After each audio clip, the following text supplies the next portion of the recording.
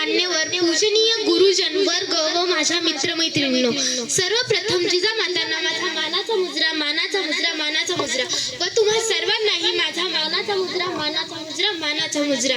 ना वाकायचे ना झुकायचे, अन्यायावर पलटून वार करायचे, सन्मानानेच जगायचे आणि सन्मानानेच मरायचे अशी शिकवण देणाऱ्या स्वराज्यजननी जिजामाता यांची आज जयंती आहे. 12 जानेवारी 1598 रोजी बुलढाणा जिल्ह्यातील सिंदखेड राजा येथे जिजाबाईंचा जन्म झाला. जिजाबाईंच्या वडिलांचे नाव लखुजीराव जाधव व आईचे नाव म्हाळसाबाई असे होते. शहाजीराव यांच्याशी जिजाबाईंचा विवाह झाला. जाधवांची कन्या भोसल्यांची सून, जाधवांची कन्या भोसल्यांची सून, शिवबांची माता भाग्य कोणती अजून, शिवबांची माता भाग्य कोणती अजून. जाधव व भोसले या दोन्ही घराण्यातील पराक्रमाची परंपरा जिजाबाईंना ठायी होती.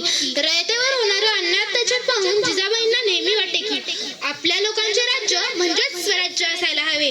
हिंदवी स्वराज्याचे तेजस्वी स्वप्न जिजाबाईंनी पाहिले होते. शिवरायांना लहानपणीपासून जिजाऊंनी शौर्याच्या पराक्रमाच्या कथा सांगून घडवले व शिवरायांनी महाराष्ट्राच्या मातीत भगवे निशाण उभारले. जिजाऊंनी दिलेल्या शिक्षण व संस्कार याच्यामुळे शिवराय स्वतःचा विचार न करता इतरांच्या कल्याणासाठी जगले, धर्मरक्षणासाठी लढले. अंगणातील तुळस, गोट्यातील गाय आणि घरातील माय यांच्यावर कोणी वाकडी नजर टाकली तर गय केली जाणार नाही असे स्त्रियांवर अन्याय करणाऱ्यांना जिजाऊंनी ठणकावून सांगितले. स्त्रियांवर होणारा अन्याय पाहून जिजाऊंनी स्वतः तलवार हाती घेतली व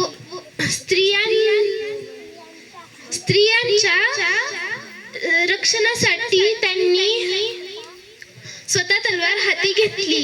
जिजाऊ या शूर व चणाक्ष होत्या, त्या युद्ध नीतीमध्ये शूर होत्या.